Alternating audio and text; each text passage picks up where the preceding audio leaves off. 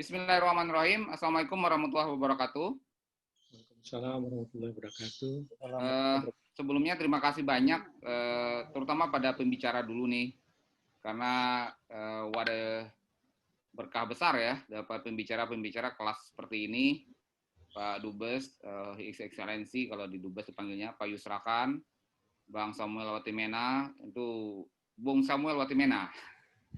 Saya tidak perlu introduce lagi kalau ada Samuel Watimena itu, begitu saya publish pembicaranya Samuel Watimena, orang nelfon saya semua. Itu serius yuk katanya. You lihat aja, saya bilang gitu kan. Kemudian Pak Anton, adik kelas saya, beliau beliau ini wakil direktur Kemendak urusan Afrika, gitu. Penamaan resminya nanti oleh beliau, oke. Sama Bu Yani. Bu Yani ini sama saya, mungkin ini orang-orang yang kita terbiasa hidup di jalanan kalau di eksportir itu. Jadi kita mau bahas hari ini tentang Mexico ya. Mexico, bukan Meksiko. Oke, saya belajar mencoba untuk berbicaranya. Oke, sebelumnya perkenalkan acara ini namanya apa? Karim Export Management Webinar Class. Kita kasih judul Menembus Amerika Tengah via Meksiko. Mexico, oke. Kenapa kita sebut Export Management? Karim Internasional itu buat perkenalan, kami itu perusahaan yang mungkin di Indonesia masih cukup baru gitu. Tapi kalau di Anda baca sejarah dunia, di Jepang sudah ada sejak restorasi Meiji. Jadi kalau 2150 tahun lalu ketika Jepang itu bangkit, itu industri dibangun, pedagangnya nggak banyak. Cuma Mitsui, Sumitomo, Marubeni gitu kan. Nah, itulah yang membuat Jepang jalan kalau kita baca histori, karena banyak yang fokus ke produksi, marketingnya dihandle oleh beberapa, dan mereka saling percaya satu sama lain. Sebaliknya di Indonesia, secara produk kita sudah bagus dari zaman penjajahan, dari zaman VOC orang udah mencari produk ke sini. Anak-anak SMA pada hafal semua siapa Vasco da Gama, Alfonso de Albuquerque, semua paham yang dicari ke Indonesia adalah rempah-rempah. Tapi yang lucunya di sejarah itu tidak pernah ada seorang Udin dari Ternate, Asep dari Bandung, atau siapa nama Padang, Amin dari Padang yang jualan ke luar negeri. Nah, itu lucu tuh. Ternyata kita pedagang menunggu aja. Itu adalah keresahan kami di Karim Internasional. Enggak, jadi ke tempatnya itu dulu, semuanya dulu. Menjadi nggak taunya si Jereng yang itunya kan nggak jualan, pulang kampung. Ya. Itu adalah keresahan kita di ekspor, neraca ekspor kita. Nah, kebetulan kami, Karim ada banyak profesional ekspor, kita dirikan perusahaan yang fokusnya di marketing. Bukan trader, bukan brokerage. Kita di marketing, kita menawarkan jasa marketer untuk perusahaan-perusahaan. Nah, kemudian di filosofi kami di ekspor, kami selalu memulai dengan ini. Kalau ekspor dan lokal sales itu pengandaiannya adalah dua atlet yang berbeda. Nggak ada yang lebih bagus dari satu sama lain, tapi memang dua cabang olahraga yang berbeda. Kalau ekspor itu sprinter, pelari cepat, dia cuma berlari 10 detik, tapi persiapannya lama. Persiapannya mungkin 1 tahun dia latihan. Sementara maraton itu orang yang sangat sabar, bisa berlari 2 jam gitu ya. Lokal seperti itu. Jadi kita dari Jakarta ke Semarang, orang yang nggak ada, minggu depan berangkat lagi. Tapi kalau ekspor nggak bisa. Anda nggak mungkin sekarang ke Meksiko, nanti kita tanya Bu Yani yang udah berangkat, tiketnya berapa begitu ke sana orang yang nggak ada, mau berangkat lagi. Nggak bisa. So, cost is too high untuk ekspor. Nah, dua orang yang berbeda. Jadi, kami di Karim mencoba untuk merumuskan si atlet tadi, si atlet sprinter ekspor tuh otot-ototnya apa aja sih? Ternyata ada 8 otot. Pertama, pemilihan market, expo, karena expo itu sendiri bukan cuma datang ke pameran, tapi ada kerjaan besar di situ, diplomasi, kemudian sales administration, shipment, payment, komplain, dan kembali ke product development. 3 yang saya kasih arsiran dark, product development, payment, shipment, itu rasanya sudah berkali-kali diajarkan, dibuka wacananya. Dan tapi yang lainnya, pemilihan market, expo, diplomasi, itu jarang sekali disentuh. Padahal produk itu ya produsen udah lebih tahu. shipment, semua forwarder begitu ada barang mau dikirim ya dia juga udah mau kasih gitu ya. Sementara payment juga begitu, gampang. Nah, pemilihan market belum disentuh. Kami di sini mau menyentuh pemilihan market. Oke. Nah, di pemilihan market kami berbicara cukup lama dengan semua pembicara kalau kita mau masuk ke Karim webinar. Alhamdulillah saya diberi waktu oleh Pak Dubes, kita bicara 3 jam rasanya. Jadi pertanyaannya nih, apa nih ketika kita datang ke Meksiko, ke sebuah wilayah, apa yang membuat ketika kita berangkat, tamu kita happy dengan kita?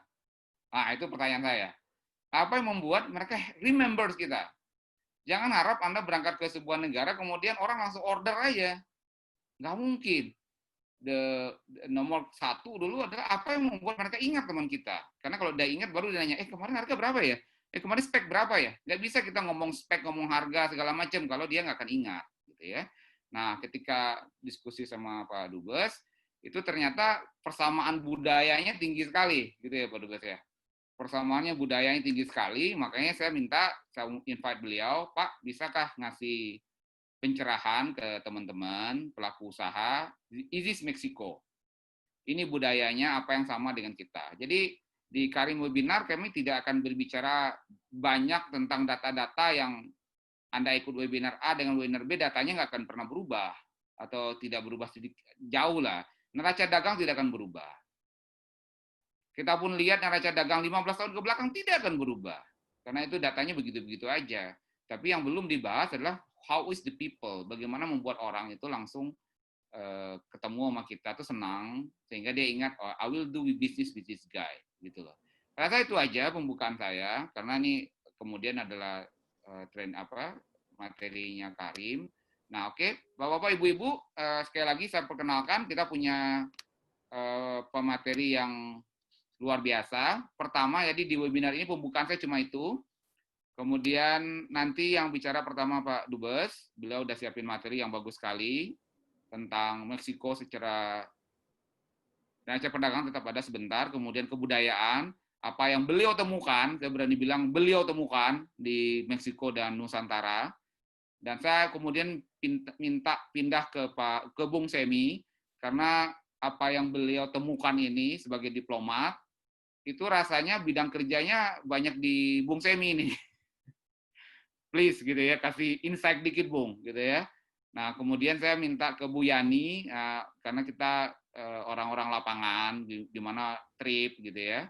Dan terakhir saya nanti akan minta sedikit dari Pak Anton dari Anyway, beliau sebagai wakil direktur urusan Amerika di Kemendak.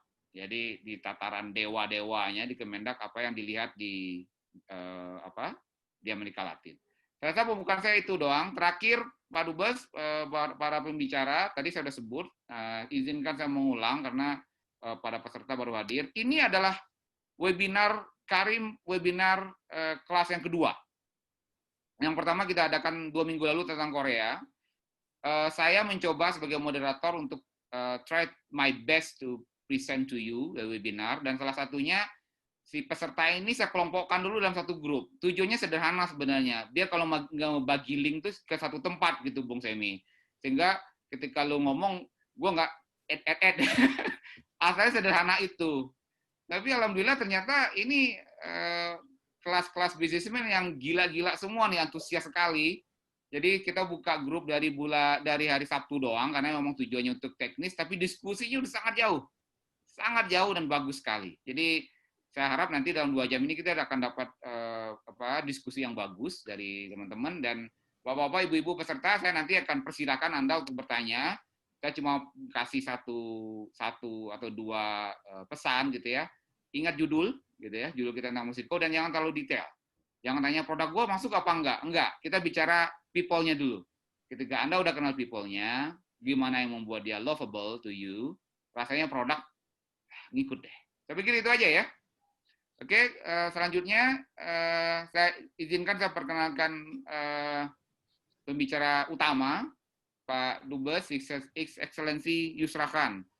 Beliau hadir di sini karena beliau adalah Duta Besar RI dan berkuasa penuh untuk Meksiko 2014-2018. mohon maaf pada teman-teman pemerintah, saya tuh selalu lebih happy mengundang pembicara kalau wakil dubes atau segala macam tuh yang sudah menjabat.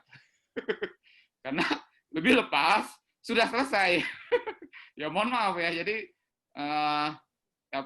yang lebih lepas lah bicaranya gitu ya, lebih membumi juga maksud saya, tidak terlalu protokoler, mohon maaf.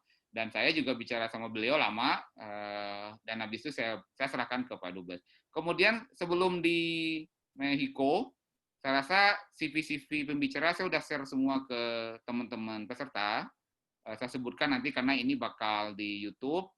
Pak Yusra pernah di PBB, perwakilan Indonesia di PBB, dan pernah di kebanyakan karir beliau, izinkan saya kalau salah Pak Yusra, itu interest beliau diplomasi ekonomi gitu ya. Diplomasi ekonomi, karena asal beliau sama mas ini orang Padang. Ini kita orang Padang tuh otak pertamanya mau jualan. Oke, saya rasa itu aja ya. Pak Yusra, silakan, time is yours, Pak. Terima kasih Pak Nandar. Assalamualaikum warahmatullahi wabarakatuh. Selamat malam, salam sejahtera buat kita semua. Selamat malam Pak Sami, Ibu Yani, dan Pak Anton. Saya merasa berbahagia sekali pada malam hari ini bisa berpartisipasi di dalam webinar yang diselenggarakan oleh Nandar, Pak Nandar ini, Karim Internasional. Izinkan saya juga menyapa para peserta webinar kita yang saya banggakan. Mudah-mudahan apa yang menjadi harapan Pak Nandar pada malam hari ini bisa seperti yang diharapkan. Saya tidak merasa begitu confident sebetulnya ketika kita mulai bicara di luar data dan perkembangan terkini dari perdagangan bilateral kita dengan Meksiko dan negara rangkapannya pada waktu ini, yaitu ada Belize, El Salvador, dan Guatemala. Namun saya yakin bahwa upaya kita bersama yang diarahkan oleh Pak Nandar dari Karim Internasional mungkin bisa memberikan warna lain dari upaya kita untuk mendorong para UMKM kita terutama yang menjadi sasaran kita, saya kira, dalam kegiatan kita malam ini, untuk bisa melihat peluang di pasar Meksiko dan di ketiga negara perangkapan lainnya. Kenapa kita lebih fokus? Saya kira kita sudah menemukan alasannya. Webinar-webinar tentang hubungan perdagangan Indonesia dengan Meksiko dan negara rangkapannya serta Amerika Latin ini sudah cukup intens dilakukan oleh berbagai pihak, termasuk juga Kementerian Luar Negeri dengan perwakilan-perwakilan kita di luar. Namun dengan adanya tema dan pendekatan yang lebih spesifik pada malam hari ini, ya Pak Sami, saya kira kita mencoba mencari sesuatu yang mungkin bisa membantu UMKM kita untuk melihat ke depan bagaimana strategi ataupun langkah yang bisa kita lakukan di dalam memasarkan jenis produk dan langkah yang bisa kita ambil ke depan nantinya. Kalau orang banyak bicara tentang data, memang kita tidak kaya dengan data. Karena pada saat ini, mungkin yang perlu kita berikan perhatian adalah dalam kondisi pandemi, waktu kita lebih banyak yang dormen gitu. Artinya kita tidak punya ruang gerak seperti pada waktu yang lalu. Dengan kondisi pandemik ini dan kondisi new normal ini tentunya ada pendekatan-pendekatan yang perlu kita angkat ketika kita harus melihat dan berhadapan dengan berbagai protokol yang kita sebut dengan new normal. Apakah pendekatan itu seperti apa nantinya yang akan kita kembangkan? Apakah pendekatan itu merupakan hal yang sudah kita lihat pada saat ini, ataukah hal baru gitu? Baik mengenai upaya kita untuk memasarkan produk kita maupun bagaimana kita melihat produk mana saja dari kita yang perlu kita kembangkan yang lebih efektif ataupun lebih bisa mendatangkan manfaat dan keuntungan bagi kita ketika kita mengambil putusan untuk berdagang atau ekspor ke negara seperti Meksiko, Guatemala, dan Belize. Memang benar pada saat situasi formal ini mulai berkurang, formal dalam arti perdagangan yang normal yang kita lakukan, maka pendekatan-pendekatan lain perlu kita lakukan. Nah, pendekatan budaya merupakan suatu pendekatan yang menurut saya banyak sudah dilakukan, namun tidak begitu integrated di dalam upaya menerobos suatu pasar. Nah, kita melihat bahwa banyak saran dan banyak situasi ketika situasi perdagangan kita mundur begitu ataupun terkendala, maka langkah-langkah pendekatan yang sifatnya seperti budaya ini dan menggali ke belakang apa yang pernah pada waktu lalu berhasil dilakukan, itu merupakan hal yang mungkin bisa kita tinjau dan kita angkat kembali. Kalau kita lihat pada saat ini, ketika kita berdagang, tentu hal yang paling tradisi dalam bahasa kita yang selalu kita angkat itu adalah komoditas yang terkait dengan sandang, pangan, dan papan. Ini istilah yang sekarang saya lihat sudah mulai hilang dari peredaran. Gitu. Kita sudah berbicara bahasa-bahasa perdagangan yang modern. Namun, kita tidak lepas dari 3 hal ini sebetulnya. Gitu. Nah, kalau kemudian kita lihat ada apa dengan masyarakat Meksiko, kita melihat ada kesamaan yang tadi disampaikan bahwa di Meksiko mereka punya masyarakat asli 89 ethnic group yang berbicara dalam 89 bahasa. Mereka juga berasal dari masyarakat Eropa dan pembauran Eropa yang disebut dengan mestiza. Dan mereka juga punya etnik asli yang mereka katakan asli, tapi ternyata belakangan disebut sebagai etnik pendatang, yaitu Azteca. Azteca ini menurut sejarahnya berasal dari Semenanjung Melayu yang datang ke Meksiko lebih dari 2000 tahun yang lalu. Dan ini adalah merupakan ethnic group ataupun indigenous asli Meksiko yang sangat menonjol dan disebut sebagai bangsa penakluk. Nah, saya tadi pada awal ditampilkan peta ini oleh Pak Nandar, peta antara Meksiko dan Indonesia. Kalau kita lihat ini udah keliling dunia nih Pak. Kalau kita terbang ke Meksiko itu, itu kurang lebih 28 jam Pak. Ada satu penerbangan lewat Tokyo yang 21 jam. Tapi transitnya kita harus pontang-panting di Narita, yaitu pakai ANA, Pak. Jakarta, Tokyo, dan Mexico City. Kembali ke persoalan, Pak. Kita melihat paling tidak itu ada 4 fase, Pak, di dalam hal yang terkait dengan budaya yang berpengaruh terhadap hubungan perdagangan antara kita dan Meksiko. Pertama, pre-Hispanik. Tadi yang saya sebut dengan pendatang Azteca. 2000 tahun yang lalu yang datang dari Semenanjung Melayu. Ini menurut antropolog yang ada di Meksiko. Dan bangsa penakluk ini menurut ceritanya, konon mereka lah yang membawa makanan alpukat itu di Meksiko. Yang sekarang merupakan produk pertanian terbesar di dunia. Jadi Meksiko itu memproduksi dan mengekspor alpukat nomor 1 di dunia saat ini. Dan mereka juga mengkonsumsi jagung. Dan kalau kita lihat juga cara berpakaian, dekorasi, perlengkapan mereka sehari-hari, itu tidak banyak berbeda dengan yang kita temukan di Kalimantan misalnya. Sehingga motif-motif seperti ini kita temukan sehari-hari di beberapa kawasan di Meksiko yang digunakan oleh masyarakat lokal di sana. Yang kedua, kita lihat masa Spanyol, Pak. Spanyol ini setelah Andalusia 1519 datang dan menjadi penguasa di Meksiko hingga 1815.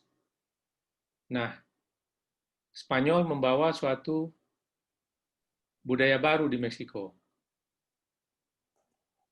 Misalnya, yang pernah saya diskusikan dengan Pak Nandar pada waktu itu adalah pangannya misalnya, sandangnya misalnya.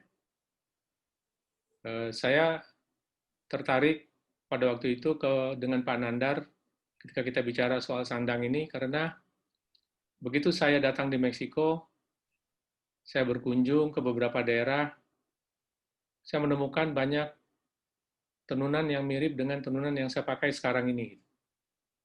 Tenun ikat gitu. Saya agak terkesima gitu. Karena di berbagai daerah orang melakukan kegiatan penenunan yang polanya sama dengan seperti kita. Dan memang itu merupakan bagian dari peninggalan masa lalu yang diteruskan oleh masyarakat lokal di Meksiko. Kendati pun perkembangan dari tenunan yang ada di Meksiko ini tidak seperti yang ada di Indonesia, yang saya catat lebih maju tentunya gitu. Karena penggunaannya adalah untuk untuk karpet dan untuk alas meja ataupun shawl. Tapi yang saya lihat bahwa sandang seperti ini atau tenunan seperti ini itu tidak hanya ada di Meksiko, itu ada juga di Guatemala, saya kira ada di situ Pak, di Guatemala dan di El Salvador.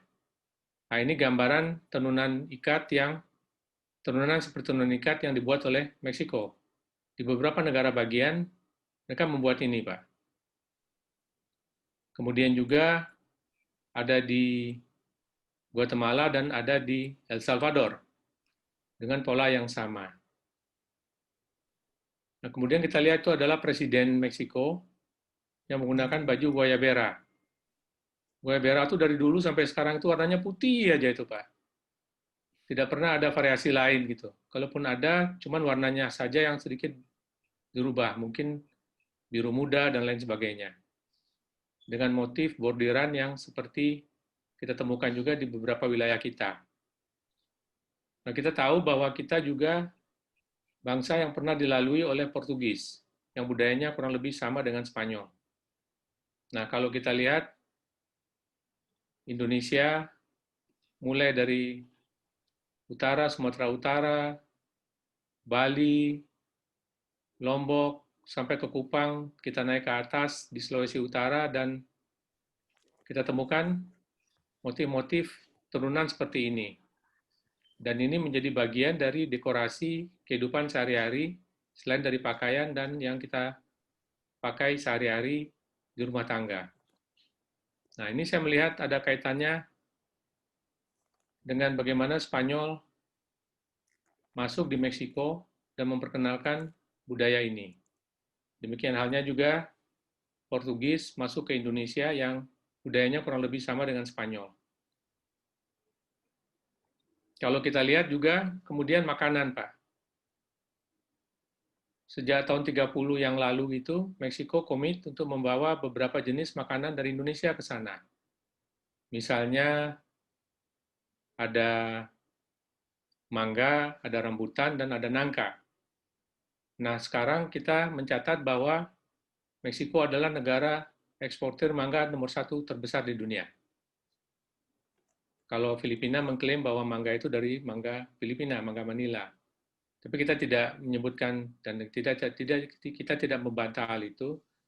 Tapi yang ingin kita temukan bahwa itu adalah bagian dari pembauran ataupun upaya yang dilakukan pada masa lalu yang pada saat ini memberikan dampak yang sangat positif dan besar bagi perkembangan perdagangan yang ada di negara itu sendiri.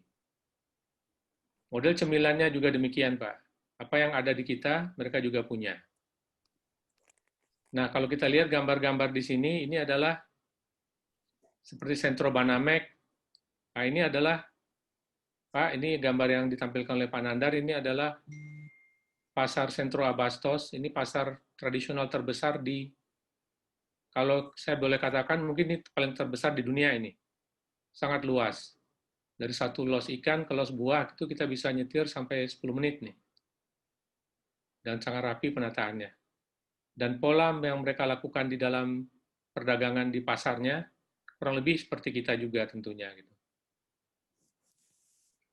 Kemudian kalau dilihat gambar lainnya, Pak, nah ini adalah pusat dari kota Meksiko.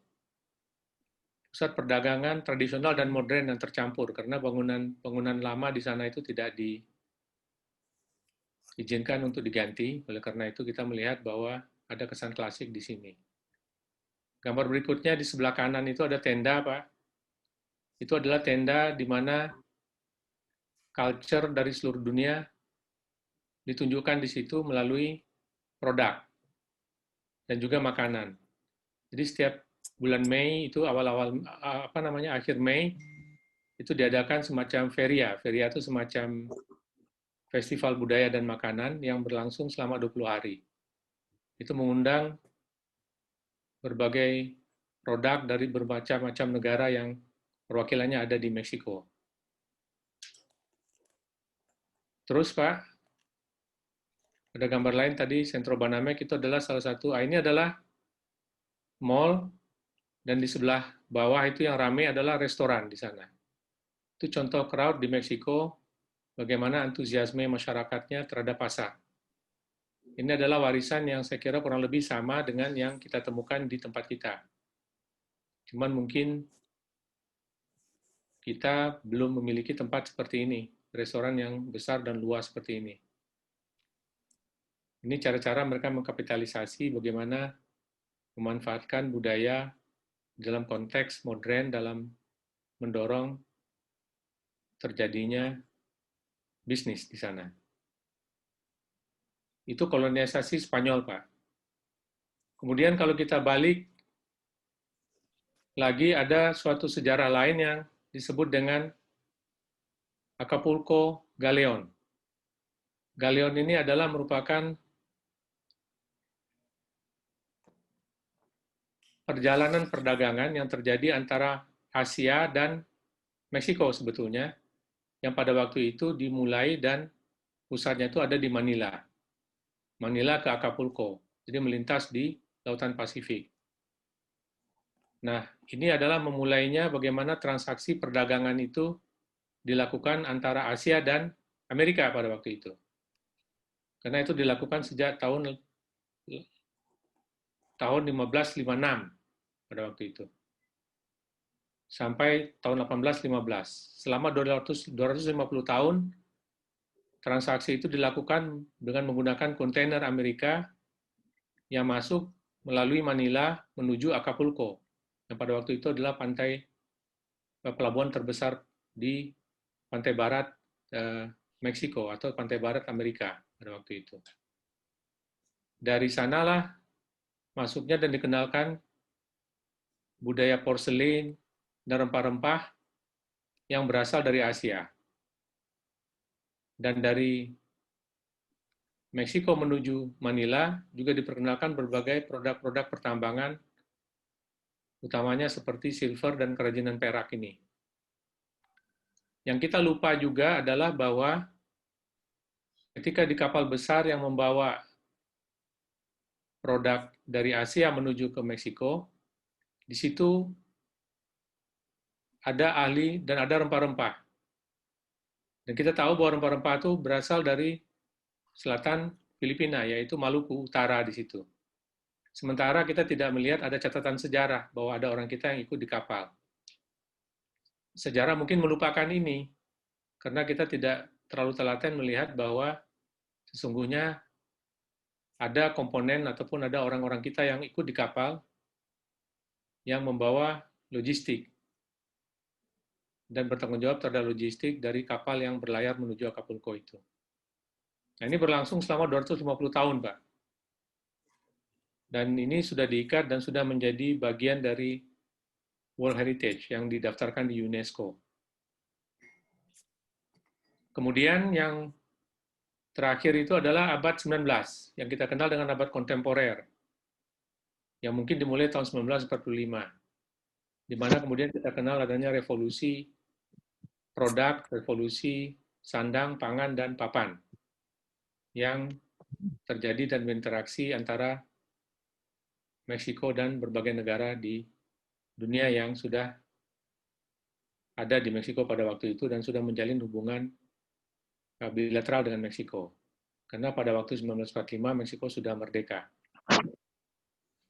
Jadi itu yang saya lihat bagaimana budaya itu bisa menjadi latar belakang bagi kita untuk melihat pilihan-pilihan produk yang bisa kita angkat ketika kita memikirkan apa yang akan kita lakukan dan jenis produk apa yang mungkin kita bisa angkat di masa-masa seperti ini. Ada yang terpikir Pak Nandar buat bagi saya gitu. Kalau kita lihat tenunan-tenunan yang kita buat itu punya banyak kesamaan itu. Tidak hanya antara kita dengan Meksiko dan negara Amerika Tengah, tetapi juga dengan negara-negara yang dilintasi oleh perjalanan para expeditionaries pada zaman itu. Misalnya Maroko, Tunisia misalnya, Azerbaijan, Turki, kemudian Uzbekistan, turun ke bawah. Even di mana namanya di Thailand Selatan, mereka juga punya motif yang sama. Turun ke Indonesia dan naik lagi ke Filipina, mungkin melalui pelayaran galeon tadi mereka dibawa ke Meksiko bagian barat, pantai barat. Dan yang jelas itu salah satu bagian perjalanan yang cukup signifikan dan cukup menonjol di dalam sejarah peradaban pada waktu itu. 250 tahun transaksi itu terjadi. Dan kemudian juga dari Eropa yang bisa langsung kita katakan mereka masuk, itu melalui Spanyol ataupun Portugis ke Veracruz, pantai bagian Atlantik dari Meksiko itu sendiri. Nah, ini adalah contoh-contoh sekelumit dari berbagai jenis produk tenunan yang mirip dengan apa yang kita sebut dengan ikat. Nah, saya pernah baca, mungkin ini tulisan Pak Samuel Watumena ya, ada di satu buku kecil pada waktu itu, yang merajut perjalanan dari tenun ikat ini. Mulai dari, kalau tidak salah, Portugis apa Spanyol, kemudian sampai ke Indonesia pada waktu itu, ke Kupang. Nah, ini ya salah satu yang mengilhami saya untuk menyampaikan presentasi dalam bentuk ini, karena saya kira ini salah satu contoh saja dari banyak produk yang bisa kemudian kita angkat sebagai komoditas perdagangan kita, khususnya di UMKM. Kalau kita ingin memang betul-betul menerobos pasar Meksiko ini. Tentunya kalau kita bicara tentang produk UMKM, itu tidak hanya tinggal di produk yang seperti ini saja gitu. Artinya ada produk pakaian, home accessories, bisa jadi footwear, bisa jadi dekorasi dan lain sebagainya. Dan kita lihat di Meksiko sendiri sekarang banyak rumah ataupun kendaraan yang didekorasi menggunakan warna dan kerajinan tradisional mereka. Itu sudah mulai berkembang sekarang saya lihat di Meksiko gitu. Nah, ini adalah salah satu bentuk yang saya kira bisa digarap ke depan sebagai upaya kita untuk pertama melihat jenis produk apa yang bisa kita tampilkan di sana. Yang kedua ingin merekatkan dari berbagai negara ataupun bangsa yang memiliki kekayaan dan sejarah masa lalu yang sampai sekarang terpelihara dan bahkan sudah mulai mereka tingkatkan ke level yang lebih komersial dan lebih dikenal dan bisa dinikmati oleh publik. Saya membuka banyak kesempatan nanti untuk kita berdialog tentang hal ini. Mungkin saya tidak banyak dulu, Pak Nandar.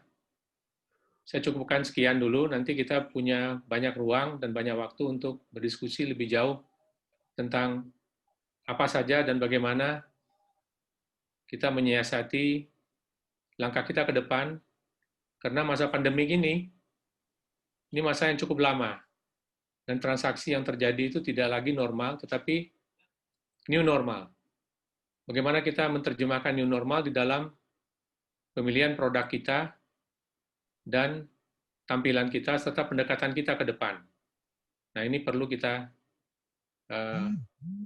diskusikan bersama dan carikan langkah agar nanti para pelaku UMKM kita atau pedagang kita mendapatkan jalan untuk menerobos pasar di Meksiko dan di negara rangkapannya ini. Ataupun di Amerika Latin kalau perlu tentunya nanti. Terima kasih Pak Nandar, saya kira saya cukupkan sekian dulu. Terima kasih. Assalamualaikum warahmatullahi wabarakatuh.